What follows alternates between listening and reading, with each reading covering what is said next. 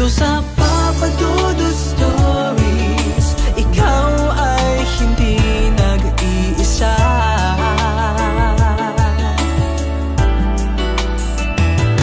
Dito sa Papa Dudut Stories, may nagmamahal sa'yo. Papa Dudut Stories, Papa Dudut Stories, Papa Dudut Stories.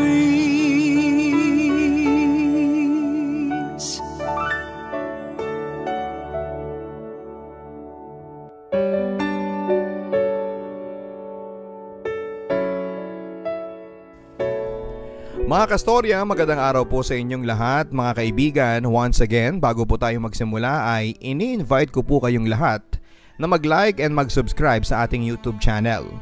Ito pong mga kwentong inyong napapakinggan ay exclusive lamang po sa YouTube.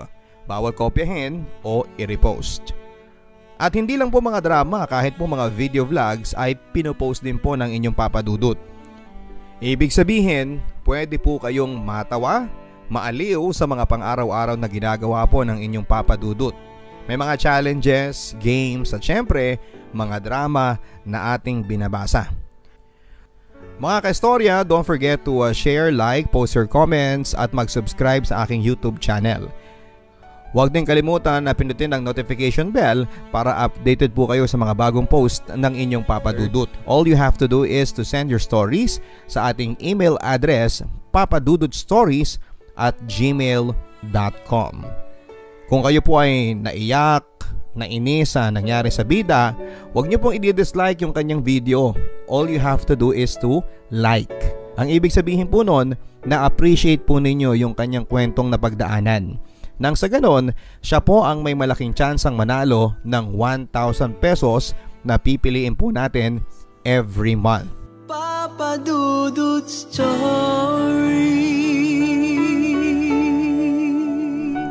Sa ating kwento ngayong araw, ang anumang labis ay masama, tulad ng pagkakaroon ng libangan. Hindi po sa lahat ng pagkakataon ang libangan ay nakakabuti, bagkus ay pwede pa itong maging dahilan ng pagkasira ng iyong buhay.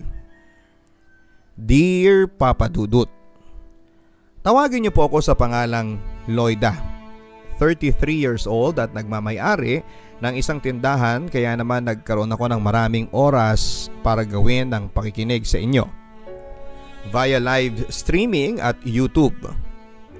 Tubong Bicol po ang aking ama, kaya naman doon na rin po ako isinilang at nanirahan.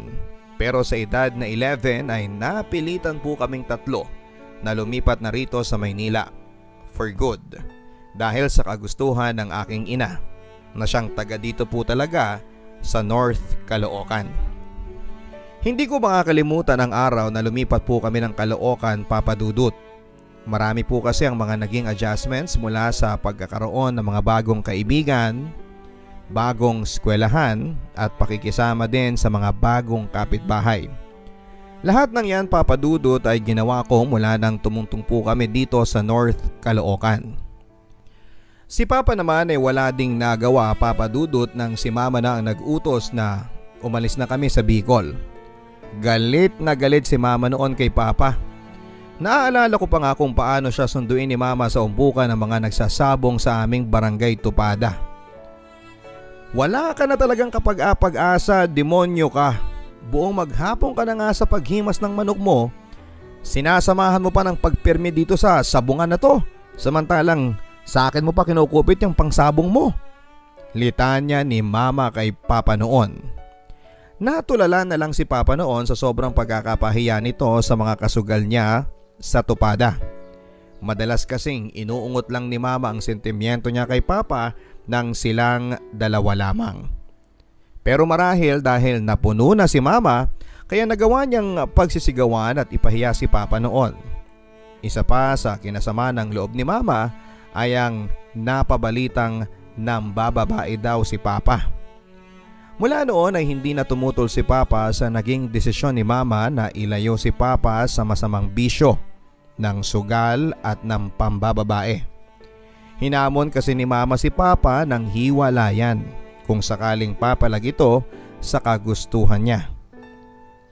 Biruan pa nga noon ng mga kalaro ni Papa sa sabong na hawak daw ni Mama ang itlog ni Papa. Mula noon ay sinumpa ko na ang pagsusugal, Papa Dudut. Ito kasi ang naging dahilan para iwanan namin ang Bicol na nakagisnan ko mula noong pagkabata.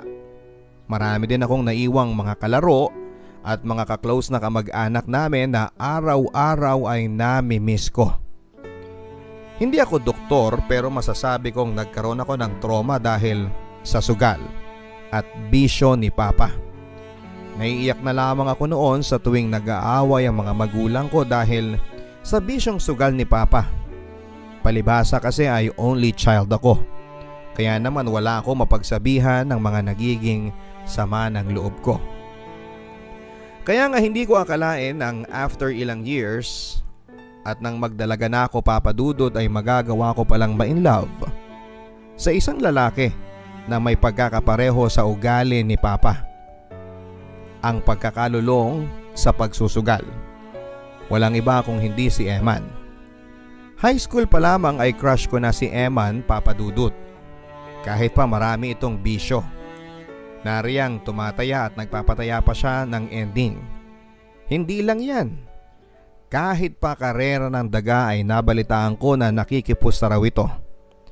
Pambihira talaga si Eman. Nakikita ko sa kanya yung younger attitude ni Papa. Sinabi ko kanina na ayaw ko po ng sugarol. Pero bakit ganon, Papa Dudut? Parang nagiba ang pananaw ko sa buhay nang nakilala ko nga po si Eman. Lahat ng pwedeng pustahan, makikita mong nakalista ang pangalan ni Eman. Pero kahit ganun siya ay nagawa ko pa ring palampasin ang masamang pag-uugali niya. Aminado kasi ako, Papa Dudut, na na-love at first sight ako sa kanya. Gwapo, may pagkamoreno, maamo ang mukha at hindi makabasag pinggan kung titignan. Ang kahawigan niyang artista ay si Cesar Montano. Yun nga lang, sugarol ang ultimate crush ko. Bumilang pa ng 1 taon bago kami naging close na dalawa ni Eman. Yun ay mula noong nakautang siya sa akin ng 500 pesos dahil sa atraso niyang hindi mabayad-bayaran. Pasalamat naman ako at binayaran niya ako kaagad. Kaya naman nakaulit pa siya sa akin ng pangungutang ng walang interes. At hindi rin ako na turn off sa kanya. Kahit sugarol pala si Eman ay mabuti naman siyang kausap. After that, siguro napansin din niya ako dahil yun nga, niligawan din niya ako eventually. Naalala ko pa nga na marami akong mga kakilala at mga kaibigan.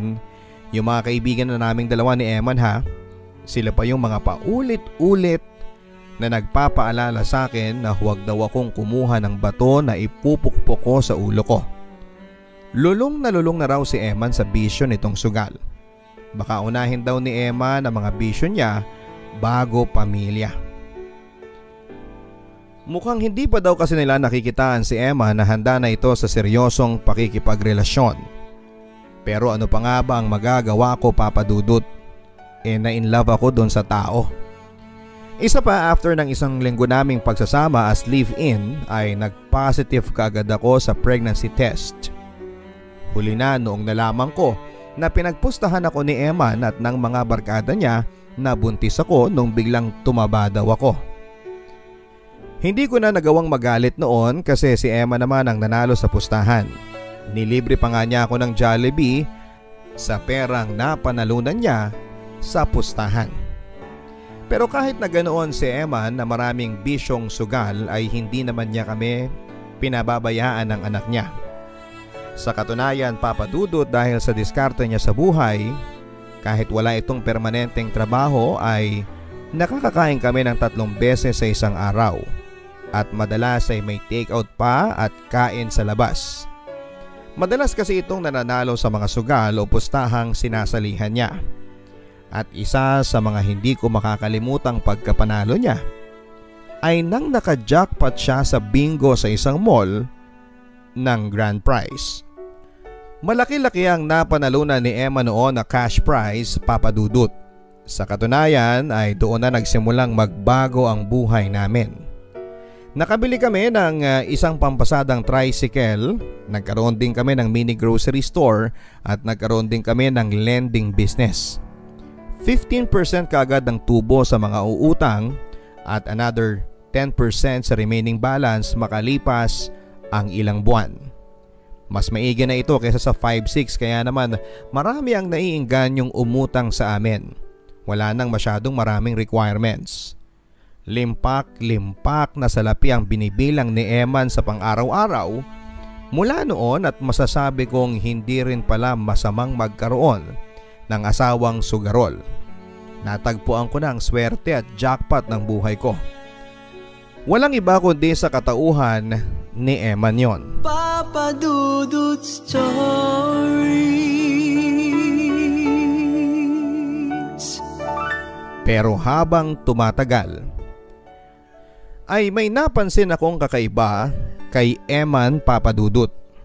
Nagsimula na itong maging lasenggero. Kung dati-rati ay pagiging sugaro lang ang nagiging dahilan ng away namin, ngayon ay tinatalakan ko na rin siya dahil sa pag-uwi nito ng gumagapang at lasing na lasing. May mga pagkakataon din na hindi na ito umuuwi ng bahay. Hanggang sa unti-unti na ring naubos ang pera namin sa bangko, na ibenta ko na rin ang pampasada naming tricycle. Sa mga pautang naman namin ni Eman ay wala na rin sa akin nagbabayad dahil sa tuwing sinisingil ko sila ay sinasabi nila na nakabayad na raw sila kay Eman. Etong si Eman, todo tanggi naman sa akin kung saan niya dinadala ang pera. Ang huling balita ko mula sa mga tsismosa naming kapitbahay ay nambababae daw si Eman. Ayon sa bali-balitang nakarating sa akin ay college student daw ang naging babae niya. Bata, maganda, makinis at sexy daw at higit sa lahat ay mukha daw pera ang naging bagong chicks ni Eman. Panay daw kasi ang pabili nito kay Eman ng mga mamahaling sapatos, bag at bagong cellphone. Nanggagalaiti ako nang nalaman ko mula sa number 1 na tsismosa naming kapitbahay ang ginagawang milagro ni Eman. Kaya pala halos maubos na ang kabuhayan namin dahil sa mga bagong bisyo ni Eman. Pero dahil sa wala akong matibay na ebidensya ay ako na mismo ang gumawa ng paraan, Papadudut, para mahuli ko sa akto si Eman. Tumaiming ako, Papadudut, na sundan siya isang araw sa magiging lakad nito. Ayon kay Eman ay i-extra lang daw siya sa kaibigan nitong jeepney driver dahil hindi ito makakapasada. Siya daw ang papalit sa manibela. Pero laking gulat ko na hindi jeep kundi taxi ang sinakyan ni Eman kasama ng babae niya. Sa loob ng isang motel sila dumiretso. Inabangan ko sila ng 3 oras hanggang sa paglabas ng motel na yon. Saka ko sila kinuyog na dalawa. Halos manghiram yung babae ng mukha sa aso sa ginawa ko sa kanyang pagsampal at pagsabunot. Si Emma naman ay pinalo ko ng batuta sa ulo na nakuha ko sa bewang ng guard ng motel. Kung may nakakuha siguro sa amin ng video noon ay malamang ay nag-viral pa kami dahil sa skandalong ginawa ko. Hindi ko makakalimutan ang araw na yon, Papadudut. Yun kasi ang araw na itinapon ni Emma ng lahat ng tiwala ko sa kanya. Halos maging bingi ako sa mga sinasabing masama sa kanya ng mga kaibigan namin nung pinili ko siyang pakisamahan at bigyan pa ng isang anak. Totoo nga, Papadudut, na naghanap lang ako ng malaking bato na ipupukpok ko sa ulo ko. Hindi lang ako ang labis na naapektuhan sa mga pangyayari, Papadudut. Kahit ang sarili kong anak ay walang ginawa kundi ang umiyak ng umiyak sa naging hiwalaya namin ng papa niya. Anak, huwag mo sanang isipin na kaya lang ako hindi pumapayag na dito tumira sa atin si papa mo kasi gusto ko lang siyang bigyan ng leksyon sa ginawa niyang panluloko sa ating dalawa. Umiiyak na paliwanag ko kay Abby, nag-iisang anak namin ni Eman. Nakatulala lang si Abby noon, naawa ako sa anak ko, Papadudut. Naaalala ko kasi ang sarili ko sa kanya noong kaidaran niya ako habang nakikita kong nag-aaway ang mga magulang ko dahil sa sugal at sa pagiging babaero ni Papa. Lumipas ang ilang linggo at masasabi ko na unti-unti na akong nakakapag-move on. Siguro dahil mas naging peaceful ang paligid ko noong nahinto na ang pagtala ko kay Eman. Habang naglilinis ako ng altar ay may nakita akong papel sa ilalim ng Santo Niño. Isang scratch card yon, Papa Dudut. May naiwan pa pala dito sa bahay si Eman ng mga card na madalas niyang kiskisin. May paniniwala kasi si Eman na masweswertehin siya kung ilalagay muna niya overnight yung mga scratch card kay Santo Niño bago niya kiskisin. So ako naman, sinubukan ko ang swerte ko. Halos manlaki ang mga mata ko nang naka-jackpot ako ng 200,000 pesos sa card na yon. Mabaliw-baliw pa nga ako sa kakasigaw at sa kakatalon sa swerteng dumapo sa kamay ko. Hindi ko akalain, Papa Dudut, na ang kamalasang dinala sa akin ng sugal dahil sa pagsira nito ng pamilya ko ay siya rin palang magbibigay sa akin ng swerte at magbabalik sa akin ng pag-asa na makakapagbagong buhay pa ako kahit na wala na si Eman. Minabuti ko rin na isikreto kay Eman ang napanalunan niya. Total, ako naman ang kumiskis. Bayad niya sa akin yon mula sa mga sakit na pinaramdam niya sa akin. Papa Dudut, naranasan ko ng maging instant mayaman at maging instant pulubi. Kaya naman hindi ko na pinakawalan pa ang swerteng dumapo sa akin.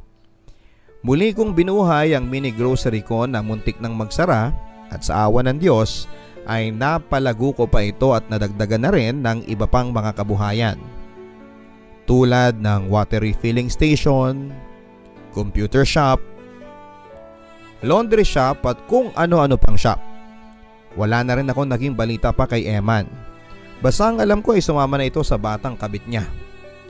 May mga balitang nakarating sa akin na umano ay nahulihan pa daw sila ng kabit niya ng droga sa isang bypass operation. Hindi ko alam kung totoo yun o chismis lang, basta wala na akong pakialam sa kanya.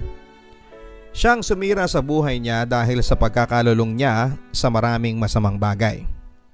Sa kasalukuyang panahon, Papa Dudut, ay madami pong mga lalaking nagpaparamdam sa akin. Palibhasa kasi ay hindi naman kami kasal ni Eman, kaya hindi malayong piliin ko na rin pong lumagay sa tahimik balang araw. Nag-iingat lang po ako sa mga lalaking papapasukin ko sa buhay ko dahil babae ang anak ko. Gusto ko sana, kung mag-aasawa ako, ay gusto ko na responsable siya at may sarili siyang matibay-tibay na kabuhayan. Hindi yung ako pa yung magpapakain sa kanya. Papa Dudut, sana po ay nagustuhan ninyo ang kwento ng buhay ko at sana din po ay marami pa ang may napulot na aral. Ang lesson na natutunan ko sa aking kwento, para sa akin, Papa Dudut, ang buhay pag-ibig ay isang sugal. Handa ka dapat tumaya para maka-jackpot.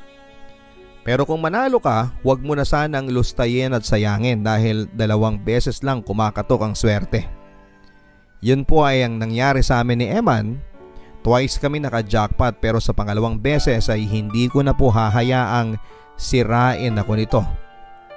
Hanggang sa muli, ako po ang inyong kastorya, Loida ng North Caloocan. Ang buhay ay mahiwaga, laging may lungkot at saya. Sa Papa Dudut Stories, laging may karamay ka.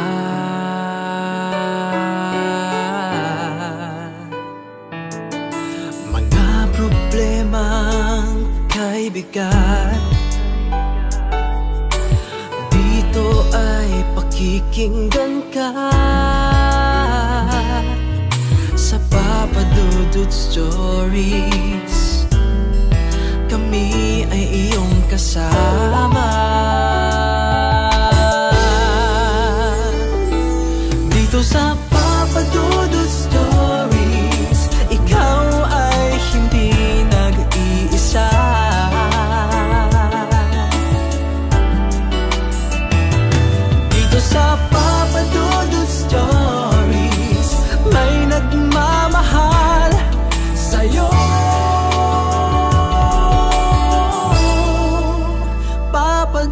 Dudut Stories.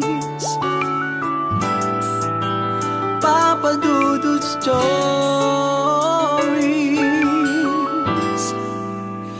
Papa Dudut Stories.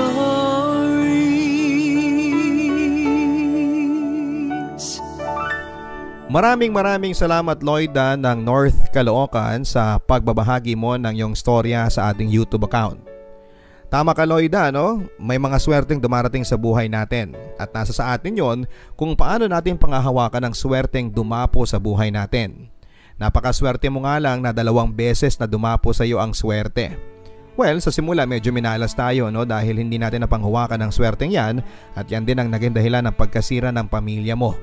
Pero tama ka, hindi mo na dapat sayangin pa ang ikalawang swerteng ibinigay sa iyo ng Diyos.